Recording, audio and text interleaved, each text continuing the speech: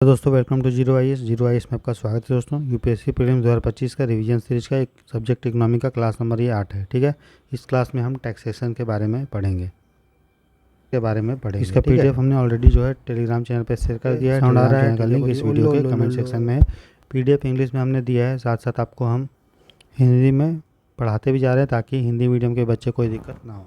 Taxation को हिंदी में कर बोलते हैं। ठीक है, टैक्स क्या होता है दोस्तों?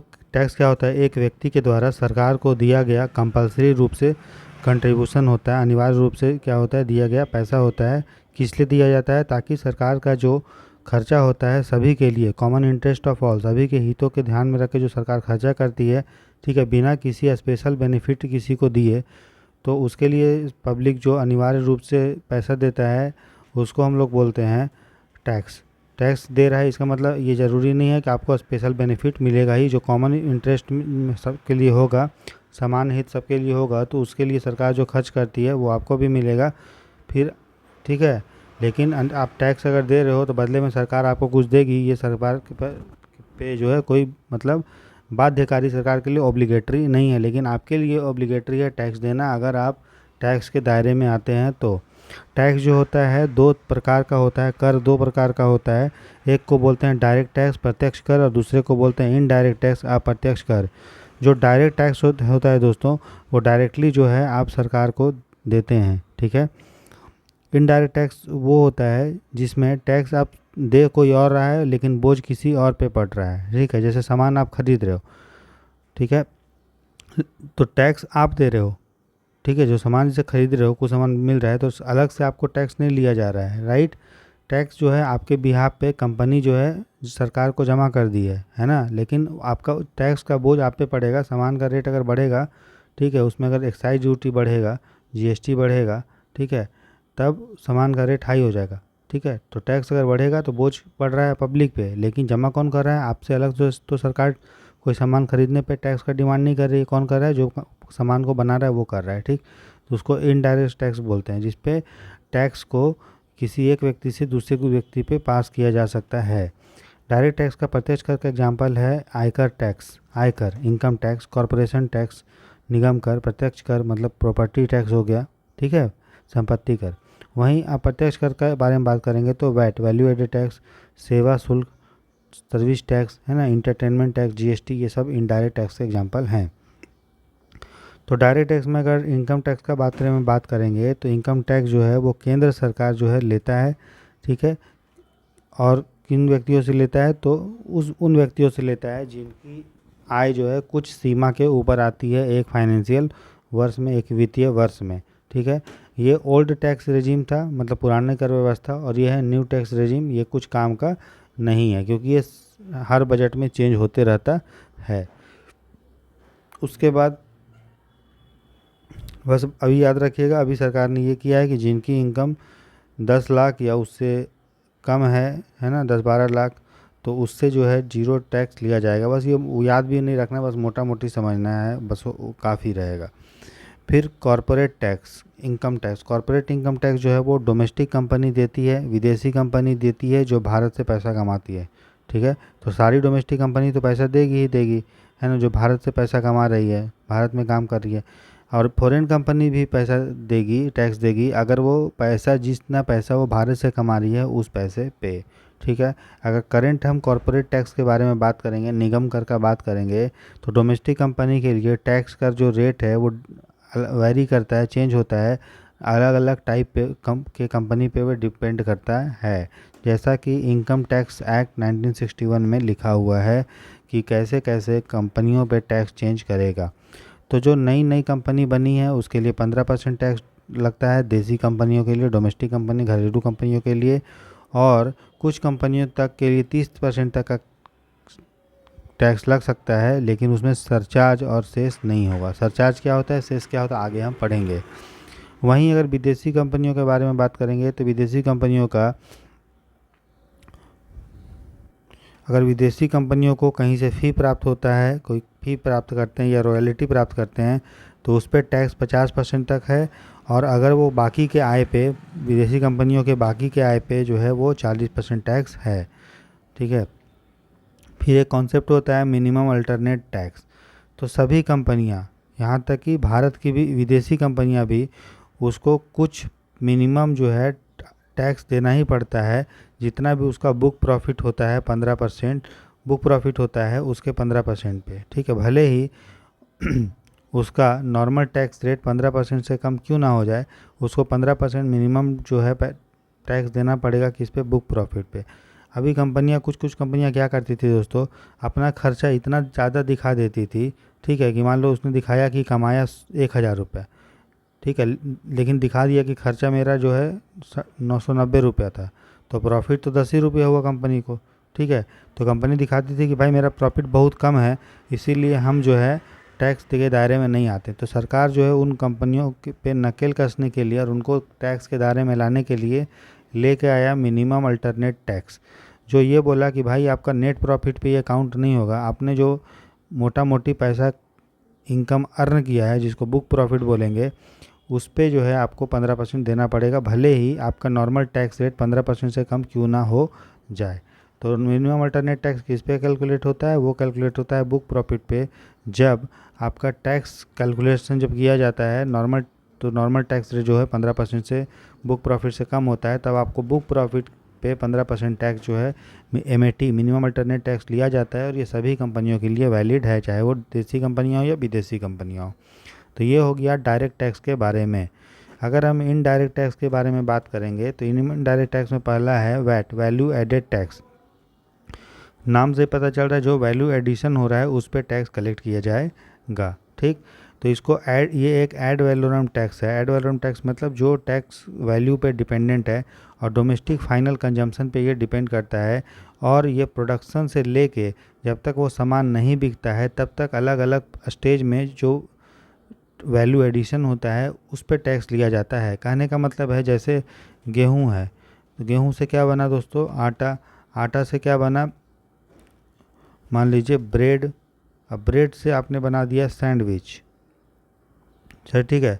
तो गेहूं मान लीजिए कि किसान को उगाने में, मतलब किसान जो है गेहूं बेचा किसी व्यक्ति को, किसी मैन्युफैक्चरर को, मान लीजिए 20 रुपीज़ में, उसका उसने आटा मान लीजिए बना के बेचा, ठीक है, मान लीजिए 30 रुपये में।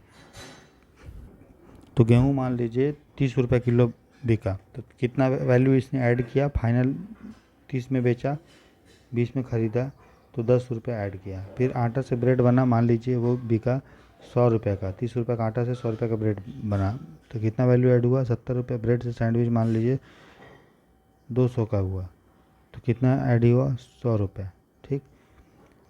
200 में से 100 तो 100 में से 30 तो 70, 30 में से 20 तो 10।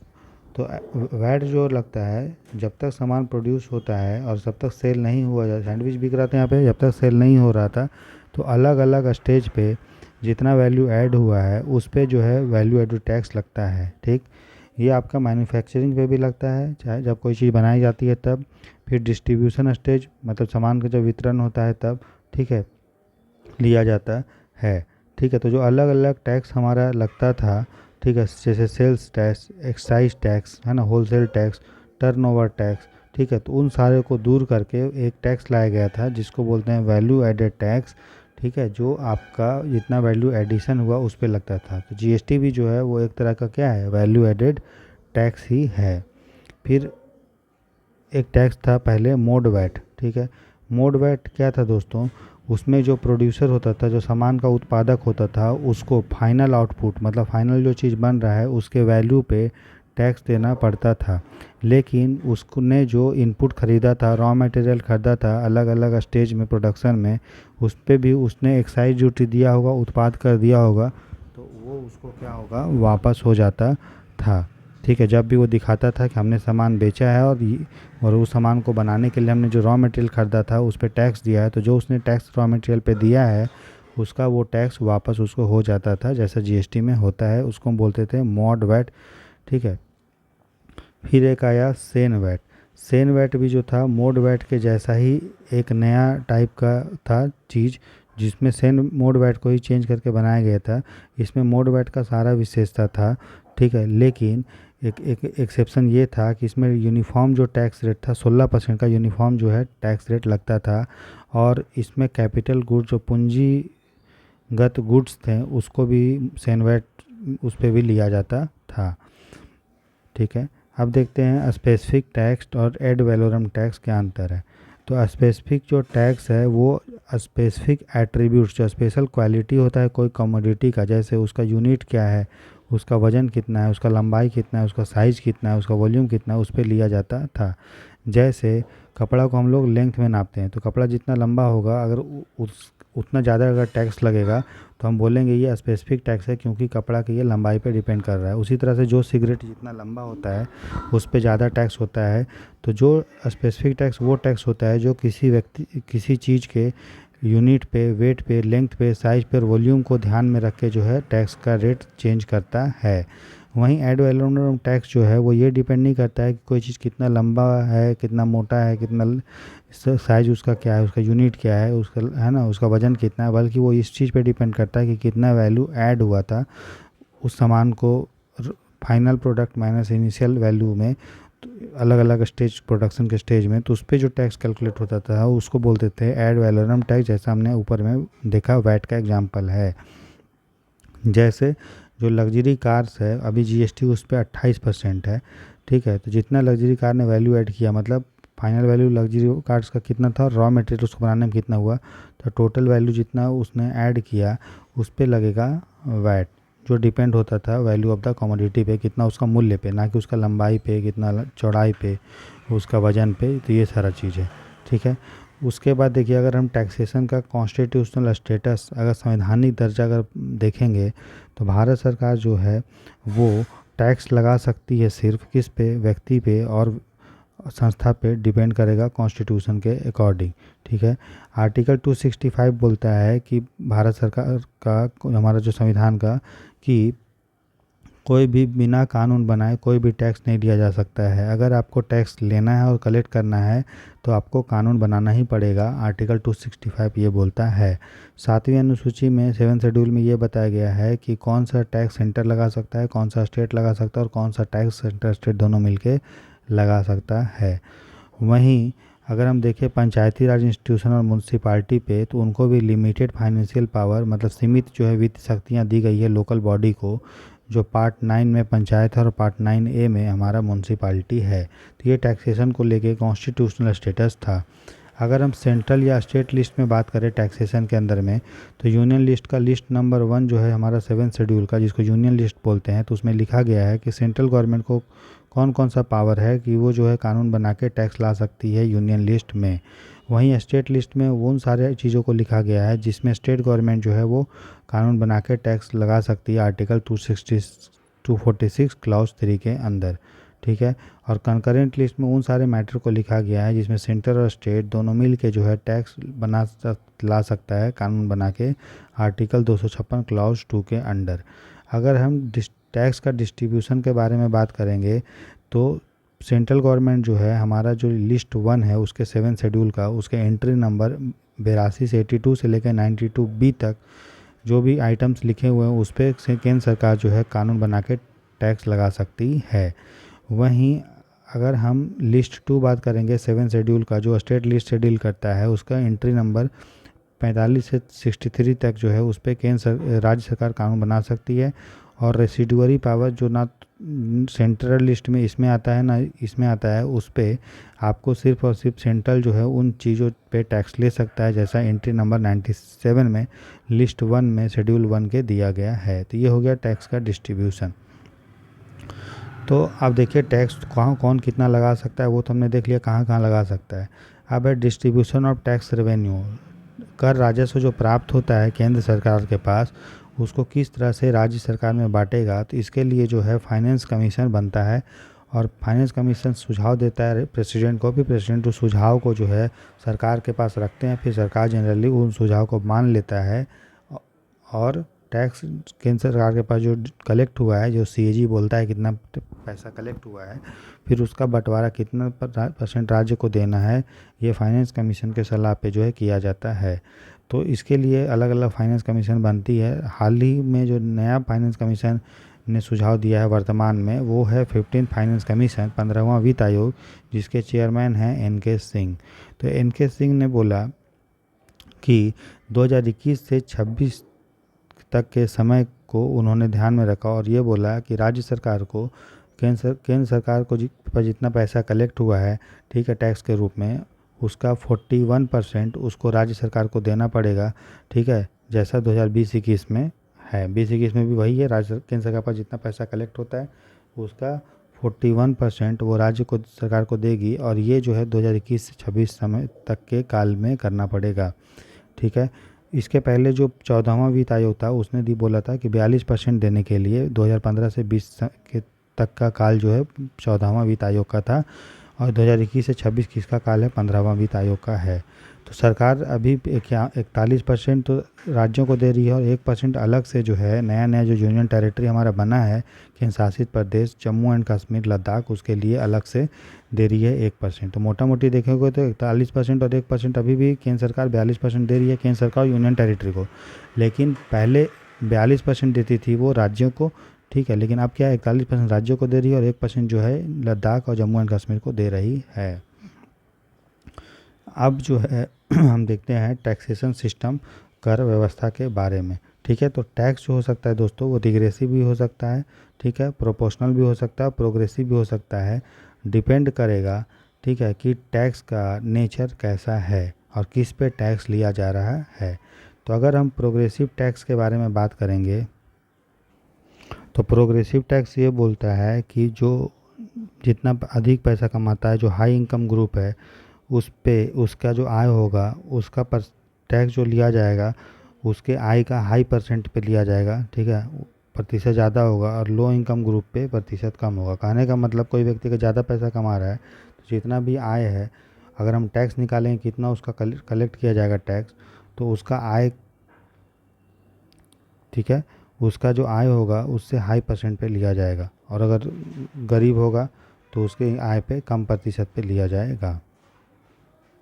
जैसे इसमें क्या है, अगर कोई व्यक्ति पैसा ज़्यादा कमा रहा है तो जितना भी उसका आय होगा उसका परसेंटेज देखोगे तो टैक्स जो कलेक्ट किया जाएगा उसके आय का ज़्यादा परसेंट होगा, वहीं गरीब के कम। जैसे कि मान लो कोई व्यक्ति 1000 रुपये कमा रहा है, 10,000 कमा रहा है और वो टैक्स दे रहा है मान लीजिए 1000 रुपये, ठीक है, तो कितना परसेंट हुआ, 10%।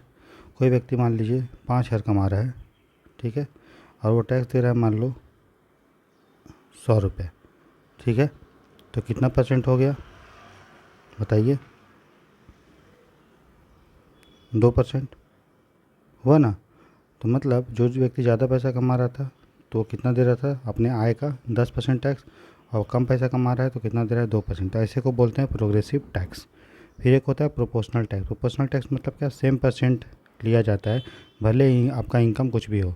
मतलब 10,000 कमा रहे हो तो आप दे रहे हो अपनी इनकम का 10% टैक्स, मतलब 1000 रुपया। कोई व्यक्ति अगर 5,000 रुपया कमा रहा है तो अपने इनकम का 10% टैक्स दे रहा है, मतलब कितना, 500 रुपया वो टैक्स दे रहा है। तो परसेंटेज जो होगा जब फिक्स होगा तो उसको प्रोपोर्शनल टैक्स बोलेंगे। इनकम का परसेंटेज फिक्स होगा जो टैक्स कलेक्ट किया जाएगा।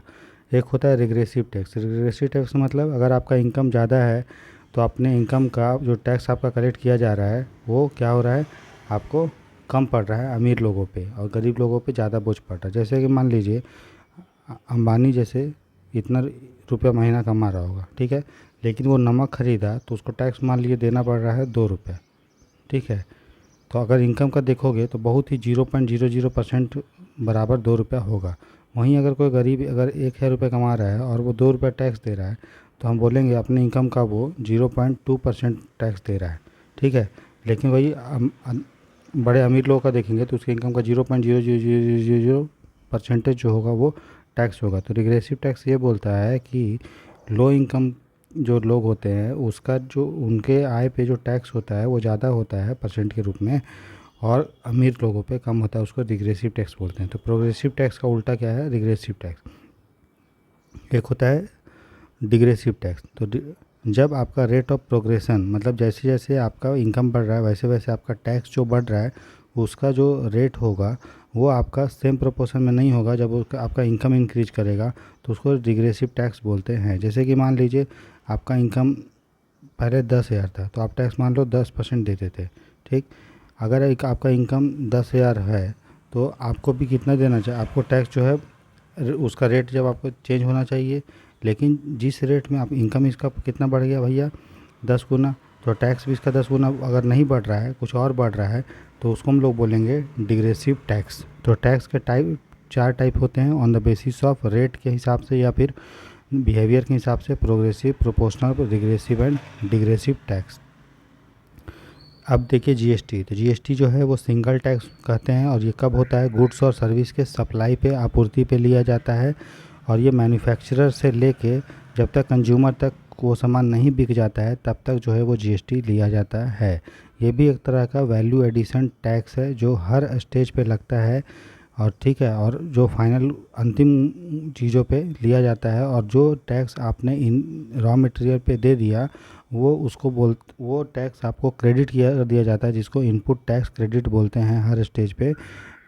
जब तक वो सामान नेक्स्ट स्टेज के वैल्यू एडिशन पे नहीं होता है तब तक जो भी आपने इनपुट टैक्स क्रेडिट दिया, इनपुट टैक्स दिया वो आपको वापस हो जाता है, फाइनल जो आप टैक्स देते हैं उसमें से वो माइनस कर दिया जाता है। जैसे कि मान लो आटा से गेहूँ बना, गेहूँ से आटा बना, आटा से ब्रेड बना, और ब्रेड से सैंडविच बना। तो ठीक है, अगर कोई व्यक्ति सैंडविच अगर बेच रहा है उस पर टैक्स वो दे रहा होगा, ठीक है, राइट, बना रहा होगा तो टैक्स दे रहा होगा। लेकिन उसके पहले वो ब्रेड भी ख़रीदा, ठीक है, तो ब्रेड पे भी टैक्स दिया होगा। तो रॉ मटेरियल पे जो वो टैक्स दे रहा है तो उसको वापस टैक्स उसको मिल जाएगा, जो फाइनल गुड्स पे जो वो टैक्स देगा उसमें वो माइनस कर दिया जाएगा। तो उसको बोलते हैं इनपुट टैक्स क्रेडिट। तो जीएसटी भी जो है एक तरह का इनपुट टैक्स क्रेडिट इसमें भी दिया जाता है। ये भी आपका फाइनल जो वैल्यू होता है सामान का, उसके जब वो बिकता है, डेस्टिनेशन बेस्ड टैक्स है, जब फाइनल जब बिकता है तो उस पर ये लिया जाता है। तो जीएसटी के अंदर कंज्यूमर जो होता है सिर्फ जीएसटी जो लास्ट डीलर चार्ज करता है बस वही दिया जाता है। अब बीच को जो टैक्स होता है जो है उस पर वो नहीं दिया जाता। पहले क्या होता था, जो व्यक्ति सैंडविच बेच रहा है वो ब्रेड पे भी टैक्स दे रहा है, ठीक है, तो ब्रेड पे जो ऑलरेडी टैक्स दे रहा है तो अपने पॉकेट से नहीं देगा ना, वो सैंडविच में ही जोड़ देगा, तो सैंडविच का रेट हाई हो जाता था। अब क्या हुआ, ब्रेड पे वो जो टैक्स दे रहा है वो उसको वापस मिल जाएगा, तो सैंडविच का रेट क्या हो जाएगा, कम हो जाएगा। तो जो कैस्केडिंग इफेक्ट था कि टैक्स के ऊपर टैक्स जो लिया जाता था वो जीएसटी आने के बाद ख़त्म हो गया, और सामान जो है चीज़ें वो सस्ती हो गई। क्योंकि जीएसटी जो होता है उसका जो उपभोक्ता होता है उसको लास्ट डीलर ने जो जीएसटी पे किया, सैंडविच बनाने वाले ने जो जीएसटी पे किया वही उसको देना पड़ेगा। बाकी का जो टैक्स है वो माइनस हो जाता है किसको, प्रोड्यूसर को। तो जो कंज्यूमर होता है उसको भी टैक्स का बोझ कम पड़ता है।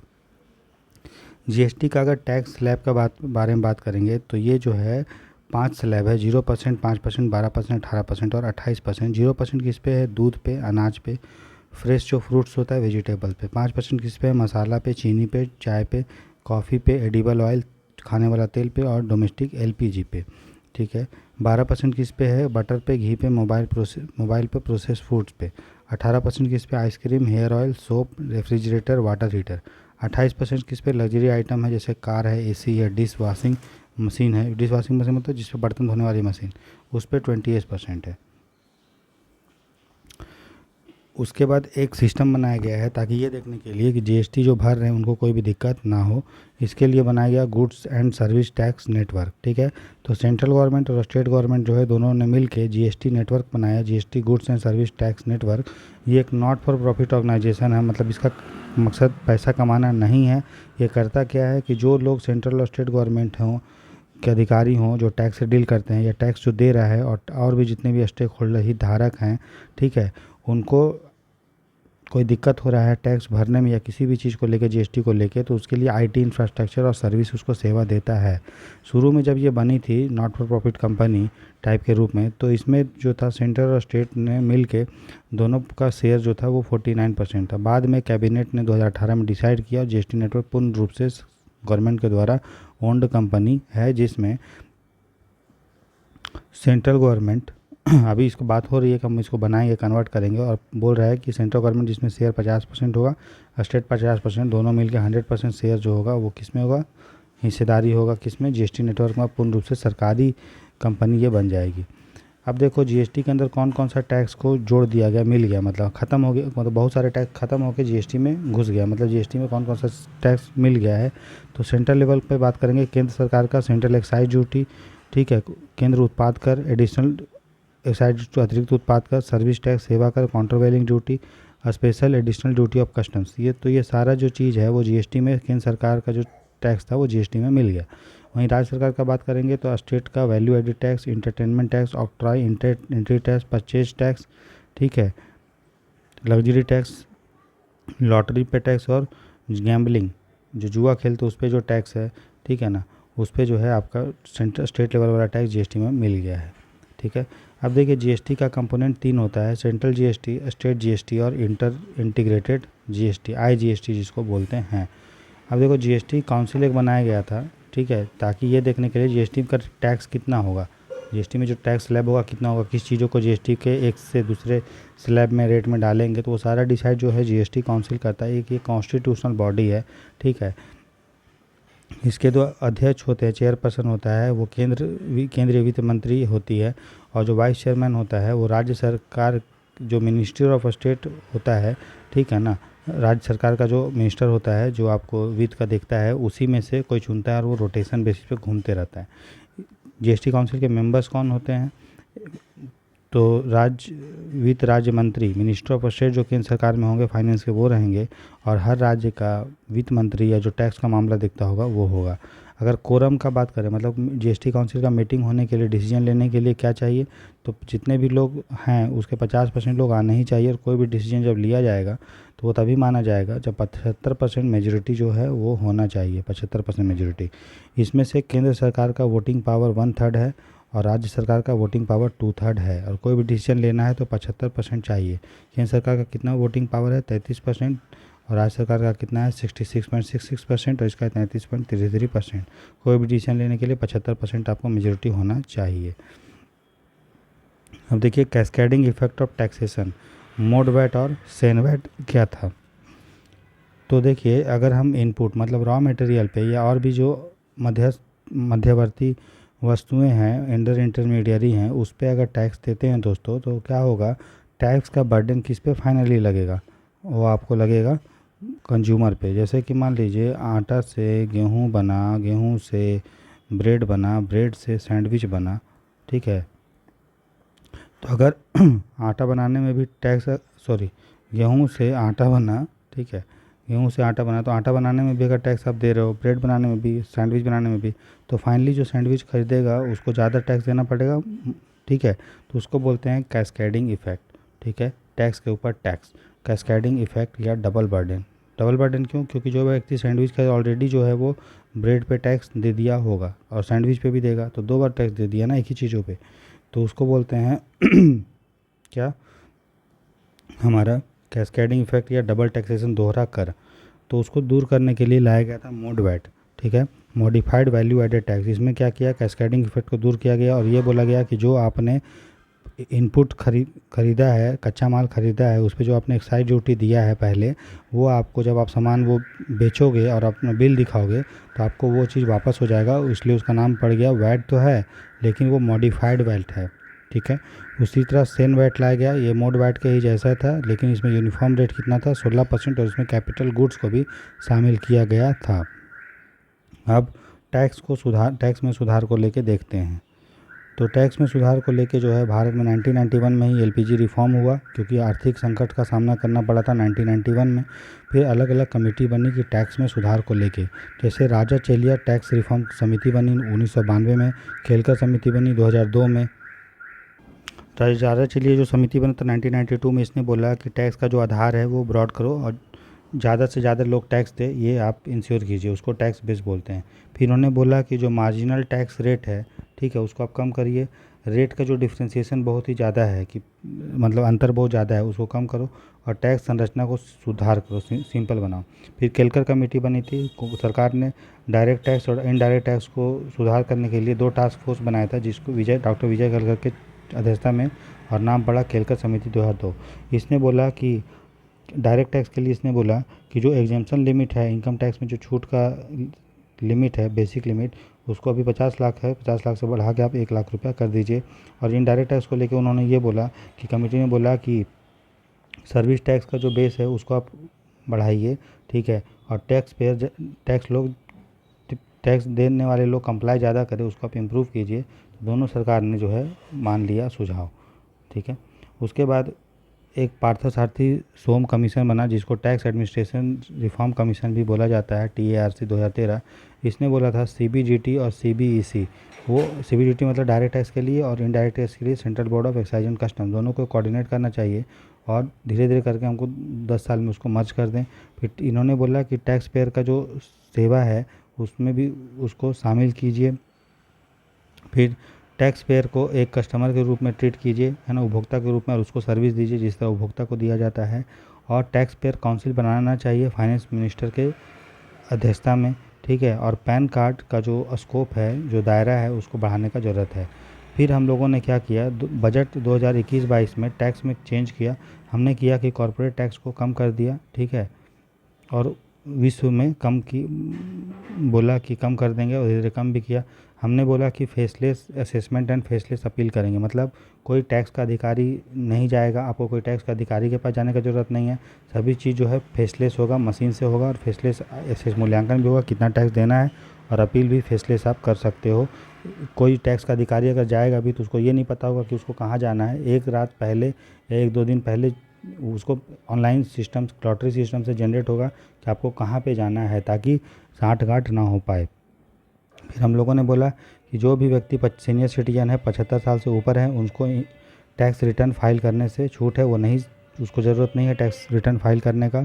उसके बाद हम लोग एग्रीकल्चर और इंफ्रास्ट्रक्चर डेवलपमेंट सेस लेके आए, जो ये बोले कि पेट्रोल और डीजल पे लगेगा आपका एग्रीकल्चर सेस 2.5 आपका जो है रुपया पर लीटर, और डीजल खरीदने पे 4 रुपये पर लीटर जो है आपका एग्रीकल्चर इंफ्रास्ट्रक्चर डेवलपमेंट सेस लगेगा। सेस क्या होता है दोस्तों, सेस जो होता है वो किसी स्पेशल पर्पस के लिए लिया जाता है। जैसे यहाँ पे जो सेस लिया जा रहा है वो एग्रीकल्चर और इंफ्रास्ट्रक्चर डेवलपमेंट पे लिया जा रहा है, मतलब यहाँ सेस एक तरह का टैक्स ही होता है जो किसी विशेष पर्पस के लिए लिया जाता है। सरचार्ज जो होता है वो भी एक टैक्स के ऊपर टैक्स लिया जाता है जो विशेष पर्पस के लिए नहीं होता है, ठीक है, वो किसी भी दूसरे पर्पस के लिए केंद्र सरकार यूज कर सकती है। और सेस और सरचार्ज जो होता है वो केंद्र सरकार को राज्य के साथ बांटना नहीं होता है।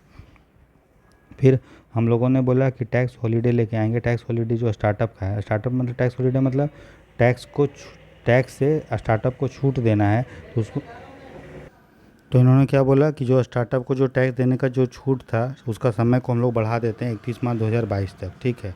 2021 के बजट में बात की गई थी। उसके बाद सोशल एंड इकोनॉमिक ऑब्जेक्टिव क्या है टैक्स का सामाजिक और आर्थिक महत्व उद्देश्य क्या है। तो हम देखें आर्थिक महत्व क्या है कि इससे आर्थिक विकास करेंगे, जैसे road, bridge, flyover, railway, airports बना सकते हैं। बजट में अलग अलग हम टैक्स के द्वारा जो पैसा देते हैं उस टैक्स के, है ना, इससे सरकार वेलफेयर टैक्स से जो भी पैसा कलेक्ट होता है उससे सरकार जो मार्जिनलाइज सेक्शन के लिए वेलफेयर योजना ले सकती है, पेंशन ला सकती है, बूढ़े लोगों के लिए, जो बेरोज़गार है उसके लिए भत्ता वत्ता ला सकती है, ठीक है ना, जो BPL के लिए उसके लिए उसका पैसा, सरकार टैक्स का पैसा स्वास्थ्य में, एजुकेशन में खर्च कर सकती है, हॉस्पिटल, स्कूल, घर के लिए। फिर इनकम का डिस्ट्रीब्यूशन में सरकार इम्प्रूव कर सकती है, ठीक है, रैपिड इकोनॉमिक ग्रोथ कर सकती है, आय का असमानता दूर कर सकती है टैक्स के द्वारा, स्टेबिलिटी ला सकती है और सामाजिक आर्थिक उद्देश्य को पूरा कर सकती है। अब देखें कुछ परिभाषा जो टैक्स से रिलेटेड है। पहला है capital gain tax. Capital gain tax दोस्तों ये कोई भी व्यक्ति या फिर संस्था, कॉरपोरेशन द्वारा दिया जाता है जब भी कैपिटल गेंस होता है तब। मतलब कैपिटल गेंस मतलब कोई भी कैपिटल गुड्स आपने ख़रीदा है और उसको बेचने पे अगर आपको लाभ हो रहा है तो आपको देना पड़ेगा कैपिटल गेन टैक्स। ये कोई भी स्टॉक्स के सेल पे, बिक्री पे हो सकता है, बॉन्ड के बिक्री पे, या भी कोई भी मूल्यवान धातु पे या कोई भी प्रॉपर्टी पे। एक होता है प्रीजम्पटिव टैक्स। प्रीजम्पटिव टैक्स दोस्तों तब लिया जाता है जब आपको जब सरकार एज्यूम करती है कि कोई कंपनी जो है उसको टैक्स देने का कैपेसिटी तो है लेकिन वो टैक्स नहीं दे रहा है क्योंकि कानून में कुछ लूप होल है, या फिर समझिए कि वो कुछ जो है अवॉइड कर रहा है, टैक्स नहीं दे रहा है। तो उसके लिए सरकार जो है उसको बोलते हैं प्रीजम्पटिव टैक्स। सरकार प्रीएज्यूम कर लेती है, मान लेती है कि फलाना को टैक्स देना चाहिए लेकिन वो नहीं दे रही है, चाहे वो कोई व्यक्ति भी हो सकता है, वो कोई संस्था भी हो सकता है। तो सर जैसे एग्जांपल है मिनिमम अल्टरनेट टैक्स जो बुक प्रॉफिट के 15% पे लिया जाता है। एक है tax deducted at source. Tax deducted at source दोस्तों क्या होता है, जब भी कोई व्यक्ति को इनकम दिया जाता है, आय दिया जाता है, ठीक है, पीरियडिकल या ओकेजनल बेसिस पे, तो इनकम देने से पहले तो उसको पैसा जो है सोर्स पे ही टैक्स के रूप में डिडक्ट कर दिया जाता है देने से पहले, उसको टीडीएस बोलते हैं। ठीक है, ये रेगुलर इनकम पे भी हो सकता है या इरेगुलर इनकम पे भी हो सकता है, जैसे सैलरी है, कमीशन है, या इंटरेस्ट या रेंट है। ठीक है, फिर वो व्यक्ति दिखाएगा कि यार हमको इनकम जो है जब दिया तो हमको टैक्स काट के दिया, फिर और सरकार को दिखाएगा कि हम इनकम टैक्स भी इनकम टैक्स भी फाइल करते हैं, तो ऑलरेडी जो टीडीएस उसने दिया है वो उसको वापस हो जाएगा जब वो दिखा देगा बिल की, मतलब वो दिखा देगा कि हमको टीडीएस ऑलरेडी हम दे चुके हैं तो हमको वापस करो। एंजल टैक्स क्या होता है? एंजल टैक्स तब होता है जब कोई अनलिस्टेड कंपनी, जो सूचीबद्ध कंपनी नहीं है, जब वो शेयर बेचती है किसी व्यक्ति को और मार्केट का जो मूल्य होता है उससे ज़्यादा मूल्य पे बेचती है। जैसे मार्केट में अगर वो शेयर बेचती तो 100 रुपये बेचता है, वो गैर सूचीबद्ध कंपनी, तो सूचीबद्ध नहीं है, 100 रुपये में बिकता है उसका शेयर, लेकिन कोई वो शेयर किसी व्यक्ति को मान लीजिए 200 में बेच रही है। तो जब कोई शेयर जो है हाई रेट पे बेचा जाता है, मार्केट वैल्यू के हाई रेट पे, और वो शेयर अनलिस्टेड कंपनी बेचती है, तो उस कंपनी को 100 रुपये का फ़ायदा हो गया। तो जो भी उसका आय हुआ उस पे जो है टैक्स जो लिया जाता है उसको एंजल टैक्स बोलते हैं। जनरली ये अनलिस्टेड कंपनी जब भी जो कैपिटल रेज करती है, जो पूंजी रेज करती है, जब उसका शेयर मार्केट वैल्यू से हाई रेट पे बिकता है, तब उसको जो टैक्स देना होता है उसको एंजल टैक्स हम लोग बोलते हैं। फिर एक राउंड ट्रिपिंग क्या होता है? राउंड ट्रिपिंग जो होता है एक तरह का एक फंड को एक जगह से दूसरी जगह घुमाने का तरीका है ना। जनरली ब्लैक मनी होता है कि ये कंपनी करती क्या है, जैसे कि मान लो कोई व्यक्ति जो है इंडिया से 1 करोड़ रुपया कमाया, और वो अगर दिखा देगा, मान लीजिए ब्लैक मनी कमाया या वाइट मनी भी हो सकता है, अगर वो उसको टैक्स नहीं देना तो वो क्या करेगा, इस कंपनी को हवाला के थ्रू या किसी भी तरीका से इस पैसा को भेज देगा ऐसा देश जहाँ पे टैक्स बहुत कम लगता है, जैसे कैमन आइलैंड है, जैसे पनामा है, वहाँ पे भेज देगा और ये दिखा देगा कि ये 1 करोड़ रुपये जो हमने कमाया है वो इंडिया से नहीं कमाया है, बल्कि पनामा ये सबसे कमाया है, में कोई नकली कंपनी इस्टेब्लिश करके कमाया है। वो दिखा देगा कि हम वहाँ पे कोई कंपनी से कमा रहे हैं और ऑलरेडी हमने ये कंपनी को इस देश में रजिस्टर किया है, तो और वहाँ से हम कमा रहे हैं, तो इंडिया में हमको टैक्स देने का ज़रूरत नहीं है। तो क्या हुआ, इंडिया का जो ब्लैक मनी या वाइट मनी था जिस पे टैक्स उसको देना चाहिए था, वो पैसा घूम के फिर इंडिया में वापस आ गया और सरकार को टैक्स नहीं देना पड़ा। तो जब कोई कंपनी अपने ब्लैक मनी को वाइट मनी में कन्वर्ट करने के लिए और टैक्स को बचाने के लिए काला धन जो है किसी ऐसे देश में डाल देती है जहाँ पे टैक्स हेवन कहलाता है, तो टैक्स के लिए स्वर्ग है, जहाँ पे या टैक्स का वहाँ पे जो मतलब बहुत कम लिया जाता है, तो उसको हम लोग राउंड ट्रिपिंग बोलते हैं। फिर टैक्स बायंसी क्या होता है? टैक्स बायंसी क्या होता है? जैसे आपका जीडीपी बढ़ रहा है, ठीक है, या राष्ट्रीय आय बढ़ रहा है, तो उसके रिस्पेक्ट में आपका टैक्स रेवेन्यू बढ़ रहा है या नहीं बढ़ रहा है, उसको टैक्स बायंसी बोलते हैं। जैसे आपका जीडीपी भारत को मान लीजिए $3 ट्रिलियन है, मतलब $2 ट्रिलियन था, तो टैक्स मान लीजिए कुछ कल मिलता था सरकार को, जब 3% हुआ तो आपका टैक्स कलेक्ट होना चाहिए ज़्यादा, है ना। उसको अगर वो कलेक्ट हो रहा है, किस तरह से जो है आपका जीडीपी बढ़ने पे आपका टैक्स का क्या वो है, बिहेवियर है, कैसे चेंज हो रहा है, तो उसको टैक्स बायंसी बोलते हैं। टैक्स बायंसी किसका है? टैक्स रेवेन्यू और टैक्स जीडीपी का रिलेशन, ठीक है। टैक्स हेवन कौन कौन सी कंट्री टैक्स है? वो कंट्री छोटे छोटे कंट्री होते हैं जो बहुत ही ज़्यादा गोपनीयता मेंटेन करता है कैपिटल फ्लो को लेके, लिबरल जिसका इकोनॉमिक कानून होता है, और जहाँ पे टैक्स रेट बहुत कम होता है, तभी जाके उस देश में लोग जाके इन्वेस्ट करेंगे, क्योंकि वहाँ पे जो है कानून वानून उतना नहीं मानना है और टैक्स का चोरी किया जा सकेगा। जैसे मॉरिशस है, कैमन आइलैंड, ये सब है। पिगोवियन टैक्स क्या होता है दोस्तों? पिगोवियन टैक्स वो टैक्स होता है जो उन चीज़ों पे लिया जाता है जो इन्वायरमेंट को या समाज को नुकसान पहुंचाता है। जैसे कि मान लो सिगरेट बनाने वाली कंपनी है, उसको ज़्यादा टैक्स देना चाहिए क्योंकि उससे समाज का नुकसान होगा, इन्वायरमेंट को नुकसान होगा, तो वैसे टैक्स को पिगोवियन टैक्स बोलते हैं। जैसे पॉल्यूशन टैक्स है, जो जितना पॉल्यूट करेगा उतना ज़्यादा टैक्स देना पड़ेगा।